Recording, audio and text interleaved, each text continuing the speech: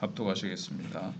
그들이 침상에서 죄를 꾀하며 악을 꾸미고 날이 밝으면 그 손에 힘이 있으므로 그것을 행하는 자는 화 있을진저. 밭들을 탐하여 빼앗고 집들을 탐하여 차지하니 그들이 남자와 그의 집과 사람과 그의 산업을 강탈하도다. 그러므로 여호와의 말씀에 내가 이 족속에게 재앙을 계획하나니 너희의 목이 이에서 벗어나지 못할 것이요 또한 교만하게 다니지 못할 것이라. 이는 재앙의 때임이라 하셨느니라. 그때에 너희를 조롱하는 시를 지으며 슬픈 노래를 불러 이르기를 우리가 온전히 망하게 되었도다. 그가 내 백성의 산업을 옮겨 내게서 떠나게 하시며 우리 밭을 나누어 패역자에게 주시는도다 하리니 그러므로 여호와의 회중에서 분깃에 줄을 댈 자가 너희 중에 하나도 없으리라. 그들이 말하기를 너희는 예언하지 말라. 이것은 예언할 것이 아니거늘 욕하는 말을 그치지 아니한다 하는도다. 너희 야곱의 족속아 어찌 이르기를 여호와의 영이 성급하시다 하겠느냐. 그의 행위가 이리하시다 하겠느냐. 나의 말이 정직하게 행하는 자에게 유익하지 아니하냐. 아멘. 지금 예루살렘 권력층들의 이 죄악을 말씀하고 있고 그 다음에 거기에 대한 하나님이 재앙을 내리실 것에 대한 예언의 말씀이 기록되어 있습니다. 지금 우선 북쪽입니다. 북왕국 이스라엘의 수도인 사마리아와 예루살렘의 권력층들은 침상에서는 죄악의 음모를 꾸미고 날이 밝으면 그것을 실행을 했습니다.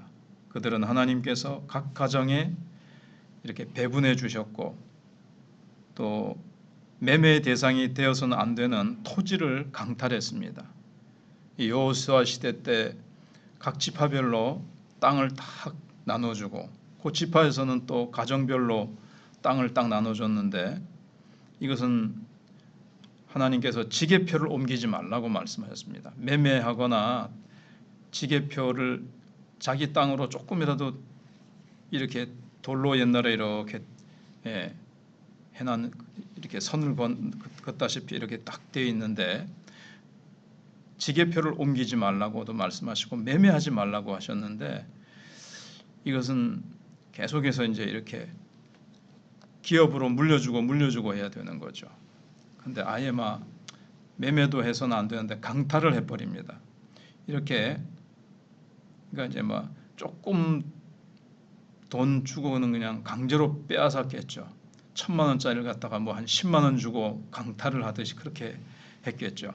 이렇게 그들이 악을 계획하고 있자 하나님은 그들을 향해 다시는 교만의 목을 들고 다니지 못하도록 재앙을 하나님은 계획하고 있었다는 겁니다.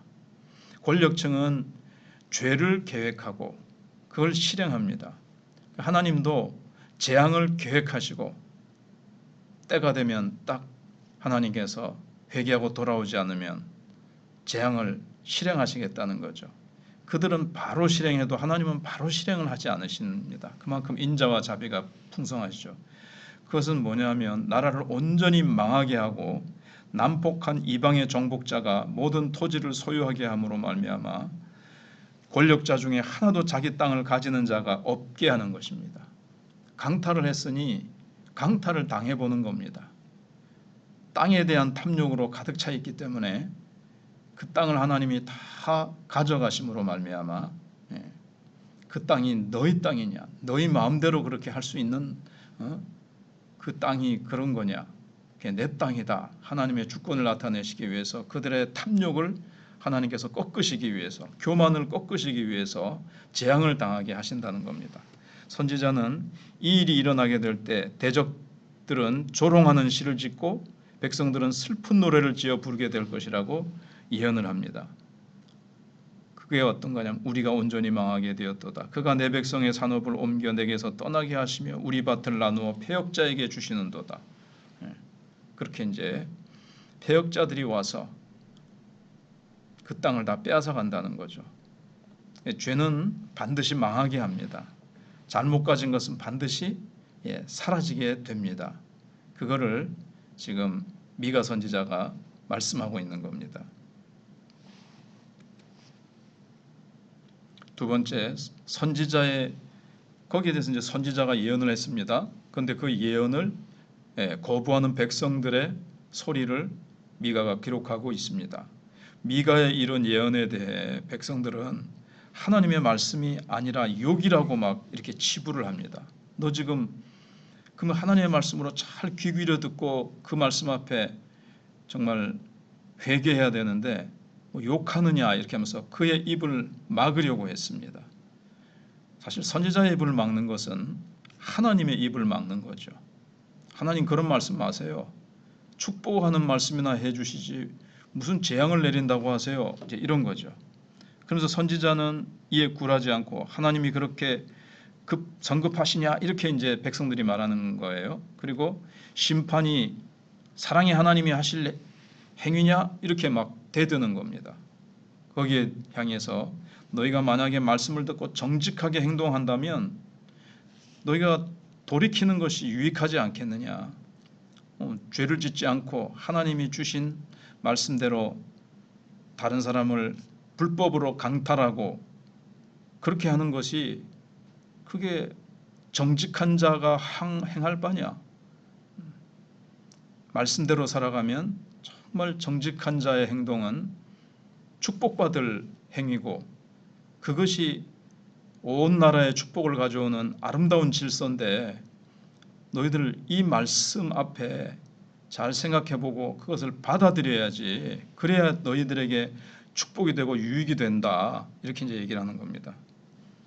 이것은 심판에 대한 예언의 진정한 의도는 지금 저주와 파멸을 하려고 하시는 것이 아니다. 너희들이 회개하고 그 멸망에서 벗어나게 하려고 하는 것이다. 이걸 이제 미가가 강조하고 있는 겁니다. 회개하고 돌이켜야 축복이 되는 거지. 지금 말씀 거부하고 자기들의 욕심대로 계속 그 길로 나가는 길은 너희들 멸망의 길이기 때문에 하나님이 좀 강하게 반어법으로 너희들 계속 그렇게 가면 망한다. 이렇게 말씀하시는 거지. 정말 패역자가 와서 땅을 빼앗게 하시려고 하는 것이 하나님의 원 마음이 아니고 빼앗기지 않고 너희들이 축복 가운데 살기를 너무너무 원하시는 마음을 그렇게 이제 얘기를 하는 거죠. 그렇게 얘기를 하는 거다. 너희들 그걸 그렇게 못 알아듣냐. 그렇게 이제 얘기를 하는 겁니다. 그래서 하나님의 말씀이 제대로 자신들의 가슴에 파고들기 위해서는 마음을 정직하게 가지고 스스로 속이지 않아야 되는데 그들도 이렇게 하면 안 된다는 것 정도는 양심으로 알 겁니다. 그런데 스스로 속이는 거예요. 합리화하면서. 하나님이 주시는 말씀이 당장은 참 아픈 말씀이라고 해도 정직하게 그 말씀에 반응하는 자에게는 틀림없이 유익하게 할 것이라는 겁니다. 반드시 하나님 그럴 때 나에게 아팠지만 그 말씀 주셔서 돌이키게 하시고 멸망의 길, 재앙의 길이 아니라 축복의 길로 다시 돌이키게 하시니 감사합니다. 너희들이 그렇게 될 것이라는 거죠. 그래서 시편 119편 7절에서 내 주의 의로운 판단을 배울 때에는 정직한 마음으로 주께 감사하리이다. 정직한 마음만 가지면 하나님의 말씀을 잘 받아들일 수 있을 텐데 지금 북왕국과 남왕국 예루살렘의 권력층이 말씀을 거부하고 그렇게 교만하고 강팍해서 그렇게 말씀하시는 하나님을 향해서도 대들고 거부하고 그 교만과 탐욕을 그대로 가지고 가는 이들에게 이제 할 수 없이 하나님은 이제 재앙을 내리시는 거죠. 그래서 우리도 이제 하나님 말씀을 읽다가 성령께서 말씀을 탁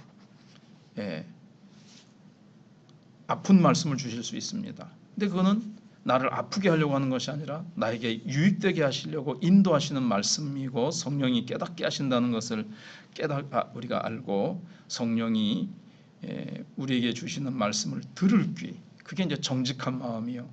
뭐라고 말씀하시든 내가 다 그 말씀에 아멘하고 받아들이겠습니다. 라는 그런 겸손하고 정직하고 아름다운 마음이 있어야 되겠습니다. 지금 이 나라가 참 부정부패를 범한 자들이 그걸 감추기 위해서 참 여러 가지로 지금 막 무리한 법을 어기고 잘못된 법을 집행하면서 법 집행을 한다. 이렇게 하기도 하고 곳곳에서 권력층들이 저지른 그 죄, 그 강탈하고 빼앗은 이 죄악 때문에 또 지금 이렇게 나라가 시끄러운 그 깊은 뿌리가 있습니다. 이런 부분을 놓고 우리가 기도하고 우리 자신도 하나님 말씀 앞에서 무엇을 말씀하시든지 정직하게 받아들이고 회개하는 우리 한국교회가 되어야 되겠습니다. 그래서 한국교회 지도층들이 하나님 앞에서 정직하게 행했느냐, 하나님의 말씀 앞에 자기가 교회가 크고 총회장이고 뭐 어떻다고 해가지고 말씀을 받아들이지 않고 교만한 이 영적 지도자들의 모습이 있었습니다. 참 이들을 하나님 회개하고 돌이키게 해달라고 우리가 기도해야 될